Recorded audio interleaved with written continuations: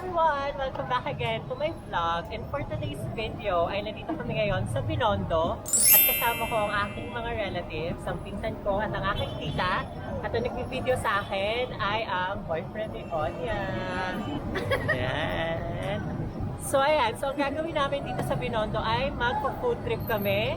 So kung gusto niyo sumama sa magiging ganap namin for today, just keep on watching! Let's go!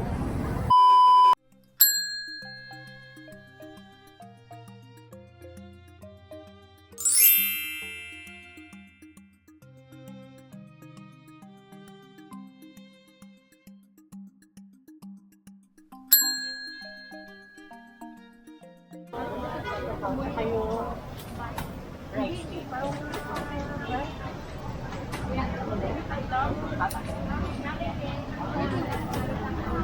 Thank you. Okay, so ang first stop natin ay nandito tayo sa Veggie Select. So ang in-order natin dito ay sausage. Tatikman mo na yan. Sausage and then fish cake, rice cake. Rice cake. And then, ito ay tofu. So, ang price nito for 3 is 150. So, tikman na natin. Let's go! Parang hilaw yung sauce. Pa may spices siya na hindi ko maintindihan. Ito yung sausage. Anong lasa? Sakto lang, masarap. Anong lasa niya para sa'yo? Sausage yan. Para siyang barbecue pero mas soft yung laman. Pero lasang barbecue Pero lang. mas lasang barbecue lang rin. So, ito yung tofu. Tikman natin kung ano lasa.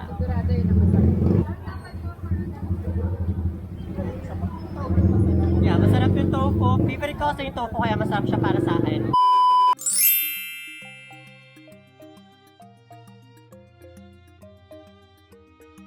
So, ang next na itatry natin is yung sugarcane juice. Nakakatabi lang siya nung Veggie Select. So, ang price nito is 100 pesos.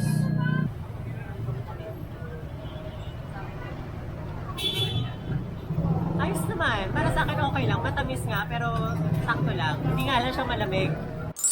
Hello! Wala ako. Yan!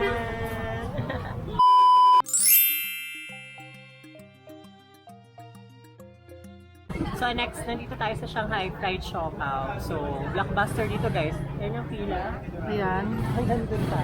Grabe yung pila guys. Ang layo pa namin.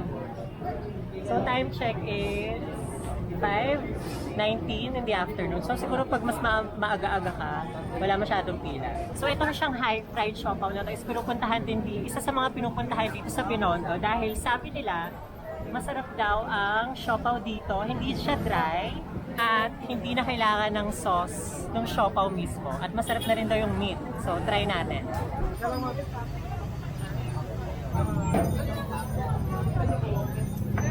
Ayan, try na natin. So by the way guys, ang price pala ng fried siopaw na to is 35 pesos. So, tara, tikman na natin. Mainit. Ay, mainit. Walang tissue? Ah, Mainit. mainit. Paano nga ba? Freshly baked itong siopaw na to. So, ano? Ang harap. Wala pa. Mahap nga. Ayun na, pakita mo yung usok. Ayun o, Sige freshly naman. baked, umuusok pa. Lasang ano, lumpiang Shanghai yung laman. Anyway. Sarap. Tikman na natin.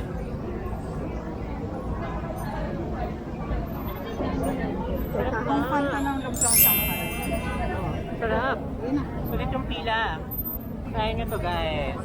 Yung fried siopaw. Pati yung dito niya lang ano. Malambot yung Masarap masa. yung masa niya. Tapos dito parang toasted. Totoo hindi na kailangan ng sauce dahil sobrang sarap. Yummy. Ano, para sa'yo? Okay, okay.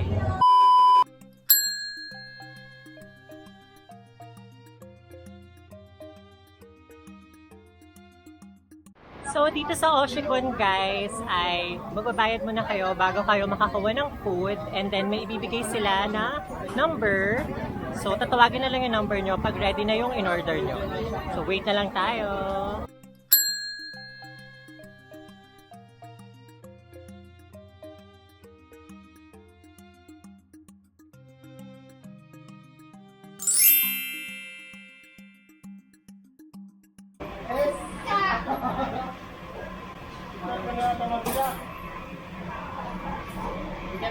Thank you.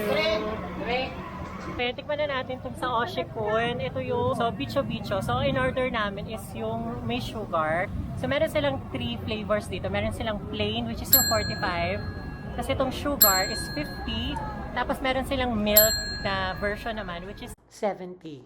So, dito lang tayo sa 50. Tikman na natin. Masarap. Okay lang naman siya. Masarap siya para sa akin. Masarap siya. May itlog. Ay, itlog? May itlog. May itlog. Ang dami na niya. Sulit na. 50 pesos. Busog ka na dito, sulit. Bicho Bicho. Tinry namin siya. So, para lang siyang toasted bread na merong sugar. Masarap yung pagka-toasted niya. Hindi siya katulad ng mga ibang bread na once nakanagat mo, alam mo yung parang mamantika. Ganon. Hindi siya ganon. Hindi masyado nakakaumay yung sugar niya.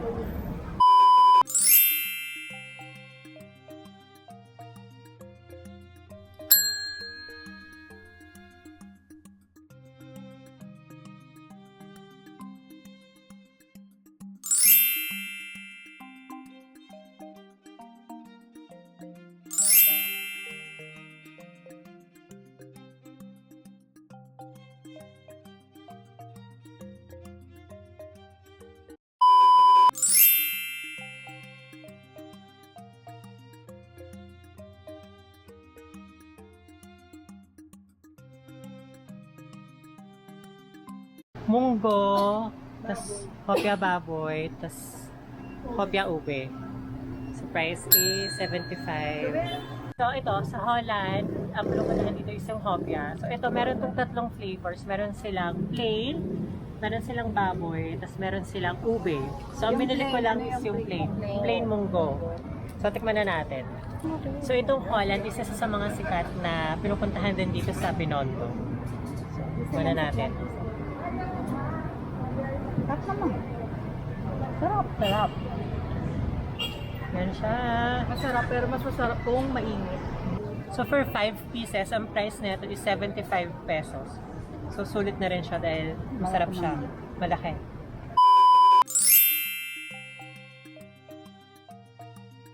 So ang bibili natin dito sa Yingling Tea House is yung hakaw. Yun ang best seller nila. Tsaka yung egg tart. Pero sold out na. So hakaw na lang. Tara.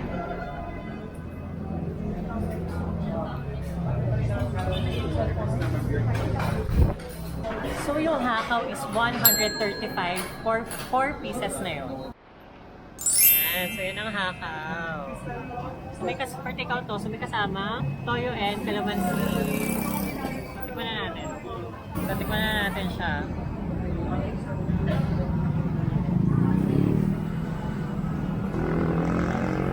Ang lambot niya.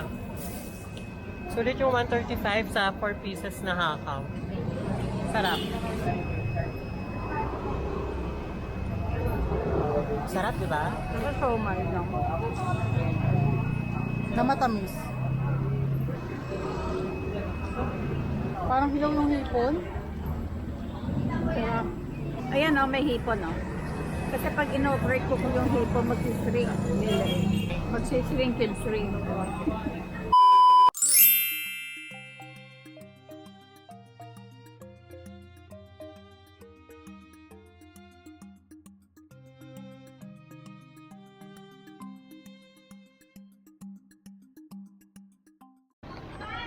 Egg tart sa Lord's Toast. Lord's Toast.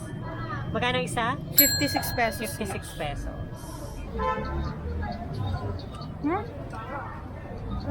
Masarap yung ano niya, tinapay. Crunchy. Pero ang unti ng palaman, or baka wala pa akong sagot na. Pag malamig ka, matamis. Pag mainit, matabang. Pero masarap, Caramel. mabango kasi yung butter niya. Yung butter niya talagang butter talaga. Hindi siya nakakaumay. Hindi generic. So yan, finally, nandito na kami sa bahay. So ano masasabi nyo sa ginawa natin today sa Binondo? So para sa inyo, anong number 1 nyo na masarap na Number tinikman 1, natin? sa akin, lemon chicken. Masarap yung ano niya, pagka-lemon, yung asim niya. Ang hindi ko lang, yung parang downside lang ng chicken is yung laman. Medyo may taba, ganun. Parang yung balat niya na taba, ayun. Pero masarap. Number 1 ko, hakaw. Ano, sarap ang kado sa hakaw talaga. Kasi mahilig siya sa mga hilaw.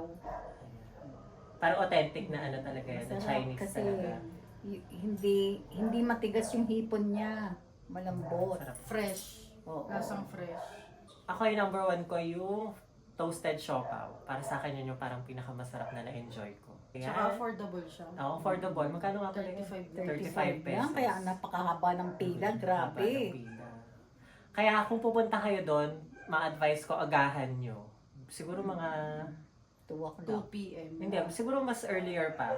1. Kasi mahaba yung pila. Siguro Mainit eh. Siguro mga 1 p.m. Before walang lunch? Walang Pwede pila. naman, Na? before lunch. Mga before Tapos lunch. doon na sila mag-lunch.